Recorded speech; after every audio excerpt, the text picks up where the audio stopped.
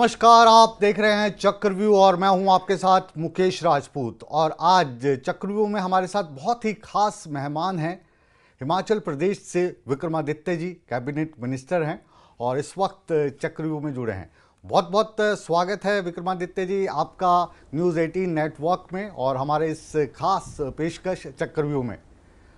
तो आजकल दिल्ली के दौरे पे हैं जी, तो बहुत धन्यवाद आपका। क्या चल रहा है, थोड़ी सी इसकी जानकारी हमें और हमारे दर्शकों को दीजिए। दिल्ली आना कैसे हुआ? अब दिल्ली तो देश की राजधानी है और बिल्कुल। दिल्ली के बिना तो जो है कोई भी राज्य कोई भी प्रांत नहीं चल पाता है।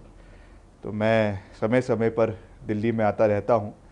जो सरकार में जिम्मेवारी है उसके चलते केंद्र नेताओं से मिलना, केंद्रीय मंत्रियों से मिलना और यहाँ के अधिकारियों से मिलना, ये मैं समय समय पर अपनी मेरी कार्यशैली का एक बहुत अद्भुत और महत्वपूर्ण अंग है जिसको हम पूरा करते हैं। और हमारे पार्टी हाईकमांड से भी हम समय समय पर मिलने के लिए दिल्ली आते हैं, उनके निर्देश लेना, कार्यक्रमों को आगे लेकर जाना।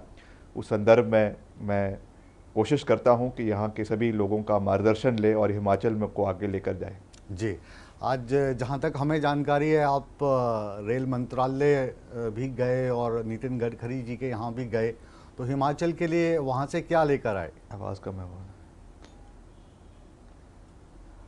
हेलो जी, मेरा ये सवाल था कि आज रेल मंत्रालय आप गए और गडकरी साहब के यहाँ पे भी गए, तो हमारे हिमाचल के लिए क्या तोहफा लेके आए?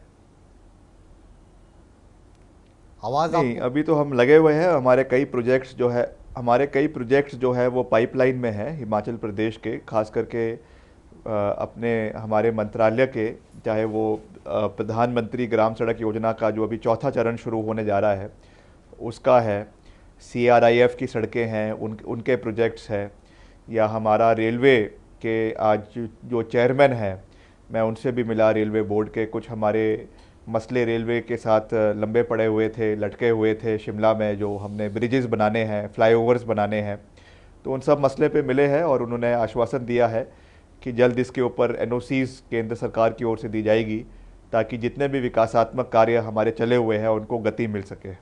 जी, अभी शिमला कुछ दिनों से सुर्खियों में है और इसका जो कारण है वो संजौली में जो मस्जिद बनी है उसको लेकर विवाद है कि ये मस्जिद जो है नक्शे के अनुसार नहीं बनी है और वहाँ पे जिस तादाद में भारी लोग होने चाहिए उससे कहीं ज़्यादा अधिक तादाद में पहुँच गए हैं।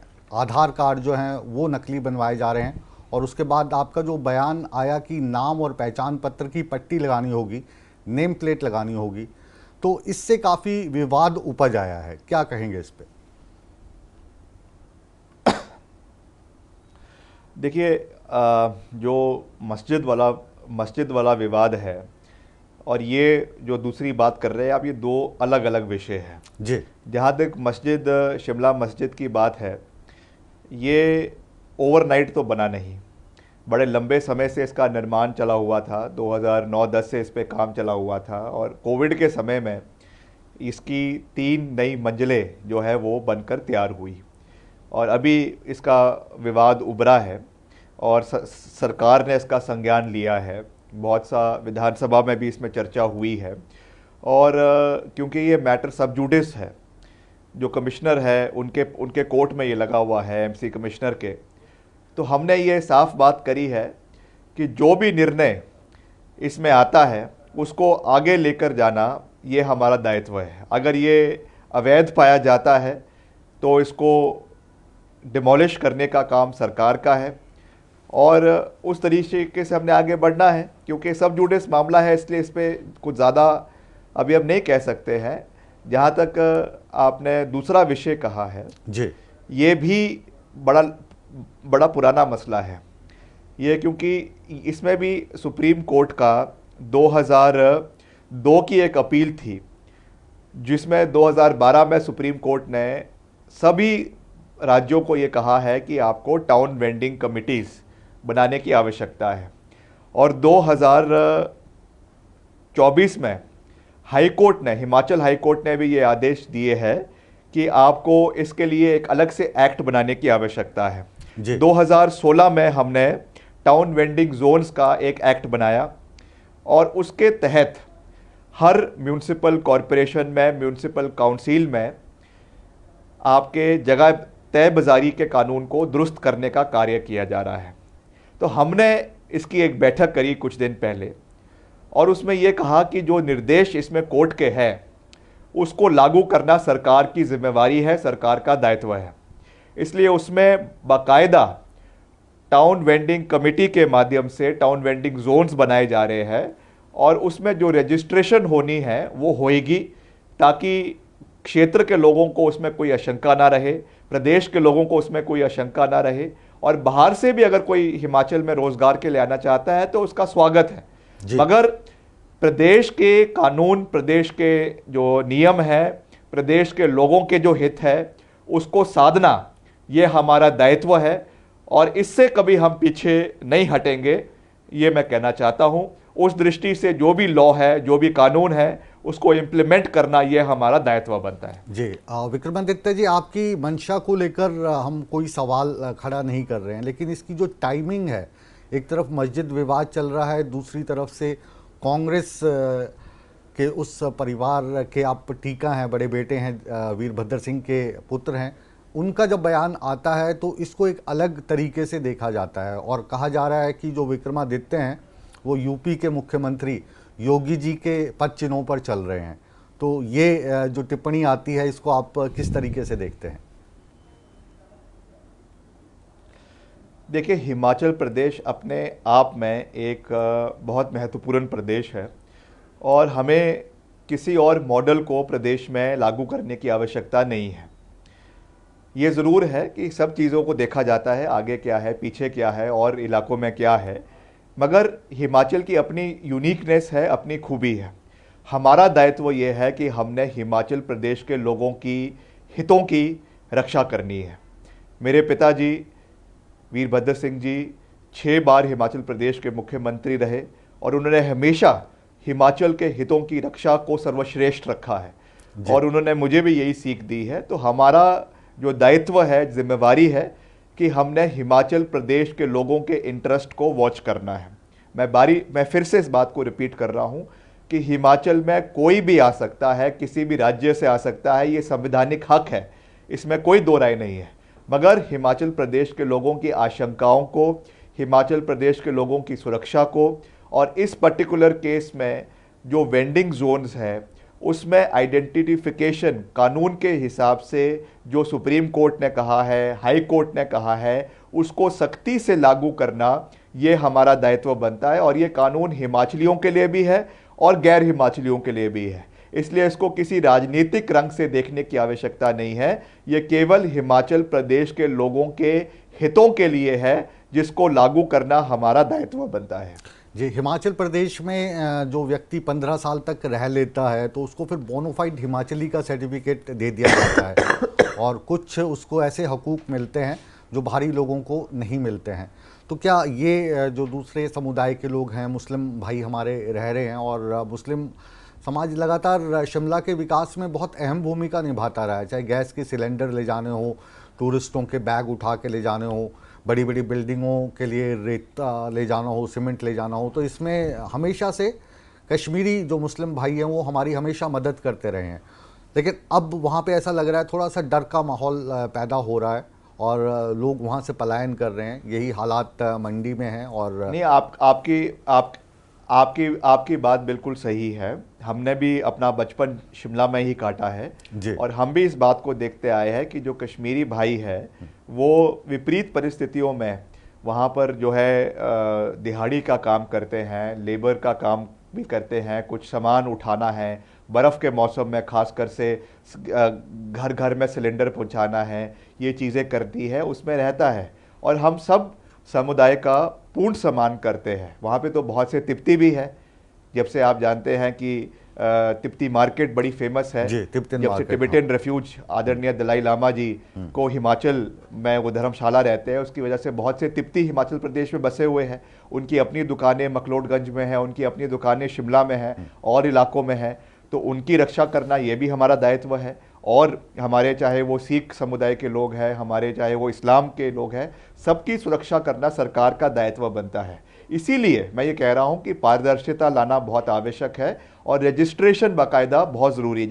जब रजिस्ट्रेशन होगी, सारे दस्तावेज सरकार के पास उपलब्ध होंगे, चाहे वो आधार कार्ड है, चाहे वो और चीज़ें हैं, तो इससे एक सुरक्षा का माहौल प्रदेश के अंदर बढ़ेगा और सरकार को भी ये पता लगेगा कि अगर कोई भी एंटी जो है इस्टेब्लिशमेंट या कोई इलीगल काम होता है तो उसमें क्या है क्या नहीं है, वो पूरी की पूरी एक पिक्चर सरकार के पास आएगी। इसलिए रजिस्ट्रेशन करवाना बहुत आवश्यक है और ये जैसा मैंने कहा, हाई कोर्ट ने भी कहा है, सुप्रीम कोर्ट ने भी कहा है, हमने ऑलरेडी 2016 में जो है टाउन वेंडिंग एक्ट बनाया हुआ है, उसको इम्प्लीमेंट करने की बात है। As simple as that. ये थोड़ा सा मैं जिन लोगों को कन्फ्यूज़न है उनका कन्फ्यूज़न दूर करने के लिए सवाल पूछ रहा हूँ। ये जो आप नाम पहचान पत्र पट्टिका की बात कर रहे हैं, नेम प्लेट की बात कर रहे हैं, तो ये सभी के लिए अप्लीकेबल होगा, चाहे उसमें फिर वो मुकेश राजपूत हों, विक्रमादित्य हों या मोहम्मद मुशीर हों, उन सब की दुकानों के बाहर, घर के बाहर ये कंपलसरी होगा।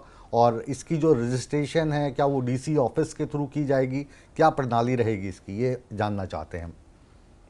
नहीं, देखिए, इसमें ऐसा नहीं है कि कोई आपको नेम प्लेट बाहर लगाने की आवश्यकता है, मगर आपको बाकायदा अपना रजिस्ट्रेशन करना है and that is applicable for everybody, चाहे वो हिमाचली है, चाहे वो गैर हिमाचली है, और हर क्षेत्र के, हर समुदाय के लोगों के लिए बराबर कानून जो है वो बराबर होता है। बिल्कुल। और ये जैसा मैंने कहा कि ऑलरेडी ये काम चला हुआ है, ऑलरेडी सुप्रीम कोर्ट ने, हाई कोर्ट ने इसके बारे में जो है वो संज्ञान लिया हुआ है, ऑलरेडी ऑर्डर्स पास हुए हुए हैं। तो ये तो it is a work in progress.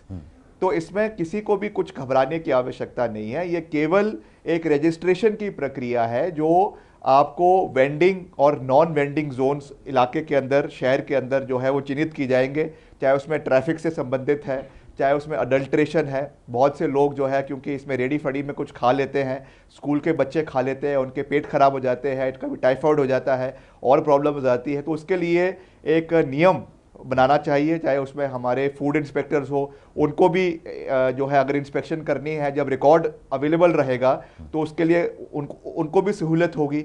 और चाहे हमारा नशे की तस्करी बढ़ रही है, बहुत से हम देखते हैं जितने एजुकेशनल इंस्टीट्यूट्स हैं, स्कूल है या कॉलेज है, उसके बाहर ड्रग्स का प्रचलन चल रहा है, तो उसको भी चेक रखने में ज़रूरी है। तो जब इन लोगों की रजिस्ट्रेशन होगी तो कोई भी अगर इस तरीके की इलीगल एक्टिविटी अगर किसी इलाके में पाई जाती है तो एडमिनिस्ट्रेशन को उसके ऊपर कार्रवाई करना आसान हो जाएगा। That is as simple as that. कुल मिलाकर हम कहें तो मतलब हिंदू समुदाय, मुस्लिम समुदाय, हिमाचली, गैर हिमाचली को बांटने की इस तकनीक में नहीं माना जाएगा। आप ये कह रहे हैं कि सबके लिए ज़रूरी है, भारत एक देश है और सबको एक जैसे बिल्कुल अधिकार है। बिल्कुल भाई, जो कानून है वो मेरे लिए भी लागू होगा। अगर मैंने भी दुकान लगानी है, मैंने भी अगर अपनी रेडी फड़ी खोलनी है, तो विक्रमादित्य सिंह के ऊपर भी वो कानून उतना ही लागू होगा आने वाले टाइम में, और किसी के ऊपर भी उतना ही लागू होगा। तो इसमें हल्ला मचाने की तो आवश्यकता है ही नहीं जी। इट इज, अगर कोई भी कानून होता है सबके ऊपर एप्लीकेबल होता है। और वैसे भी अभी इसमें, अब तो इसमें जो है ऑनरेबल स्पीकर ने, हमारे जो विधानसभा के स्पीकर है, उन्होंने इसमें एक कमेटी बनाई है जिसमें पक्ष के विधायक भी हैं, विपक्ष के विधायक भी हैं और मंत्री भी है। I am also part of that. उसकी भी बैठक होगी, उसमें भी हम इस चीज़ को और डिटेल में जाएंगे कि कैसे इसको और अच्छे तरीके से प्रदेश के अंदर मजबूत करें। आइडिया क्या है? आइडिया ये है कि प्रदेश के अंदर जो वातावरण है वो अच्छा रहे, प्रदेश में कोई भी इस तरीके का माहौल ना बने जिससे कोई सांप्रदायिक ताकतें प्रदेश के अंदर बढ़ रही है। प्रदेश के अंदर कानून व्यवस्था मजबूत रहे और एक क्लैरिटी रहे और हर व्यक्ति का एक पूरा डेटा जो है वो अधिकारियों के पास रहे और इस पर्टिकुलर केस में म्यूनिसिपल कमिटीज के पास रहे, ताकि पारदर्शिता रहे। यही इसके पीछे एजेंडा है और इससे ज़्यादा और कुछ नहीं है। अब मैं मस्जिद विवाद को लेकर एक दो सवाल आपसे पूछूंगा। जब मस्जिद विवाद हो रहा था तो वहाँ पर बहुत सारे लोग ऐसे थे जो पर्सनल मोबाइल से फ़ोटोग्राफ खींच रहे थे, वीडियो बना रहे थे, वायरल हो रहे थे। इसके अलावा आपके पुलिस वाले थे, उनके पास भी कैमरास थे, ड्रोन कैमरास का भी आपने इस्तेमाल किया, उनकी फ़ोटोज़ भी आप लोगों के पास हैं। एसपी साहब ने अभी संजीव गांधी ने कुछ दिन पहले कहा कि एफआईआर भी इसमें दर्ज हो चुकी हैं। तो जो फ़ोटोज़ में लोग नज़र आ रहे हैं उन पे मामले दर्ज हो गए हैं। कोई कार्रवाई अभी होती दिखाई नहीं दी है। कार्रवाई होगी या फिर एक राजनीतिक बबल के बाद देखिए, सबको माफ करके घर भेज दिया जाएगा? इस पे तो मैं कुछ नहीं कह सकता हूं, क्योंकि ये मामला पुलिस का है और पुलिस अपनी कार्रवाई जो है वो अपने कानून के हिसाब से करेगी। क्योंकि वहाँ पे जब ये पूरा प्रक्रिया जिस दिन हुई थी उस पे वहाँ पे ड्रोन्स की सर्वेलेंस भी थी, लोगों के कैमरे भी लगे हुए थे, मीडिया के कैमरे भी थे, सब कुछ उसमें जो है वो कैद हुआ है। तो उस पर तो अकॉर्डिंग टू लॉ उसके ऊपर कार्रवाई होगी, जैसा पुलिस उसमें अपना सही समझेगी। जो लोग उसमें पथराव के उसमें पाए गए हैं, किसी ने अगर वहाँ पे पुलिस कांस्टेबल्स को हर्ट किया है तो निश्चित तौर से पुलिस अपने ओर से उस पर कार्रवाई लेगी। तो उस पर मैं समझता हूं कि कुछ कहना या ना कहना उचित नहीं रहेगा और ना ही मेरा उसमें कुछ कहना बनता है। क्योंकि law will take it Vikramaditya ji, इस वक्त कांग्रेस की सरकार है, वहां पे जो अधिकतर लोग आ रहे थे वो भाजपा के ज्यादा समर्थक दिखाई दे रहे थे। आज डीसी ऑफिस से लेकर नहीं, देखिए, आज कांग्रेस की तक सरकार रैली है, निकाली मगर गई, कांग्रेस की सरकार का ये उसमें सीपीएम के लोग ज्यादा दिखाई दे रहे थे। तो ये जो मुद्दा है ये अब महज आप कहें कि मस्जिद विवाद तक सीमित रह गया, ऐसा नहीं है। हिमाचल की राजनीति इस पर गरमा रही है, देश में इसकी बात हो रही है, और आप हिमाचल प्रदेश में राजनीति में जो सबसे बड़ा परिवार है उसका प्रतिनिधित्व करते हैं, अभी आप मंत्री हैं, तो बनता तो है आपका कुछ कहना।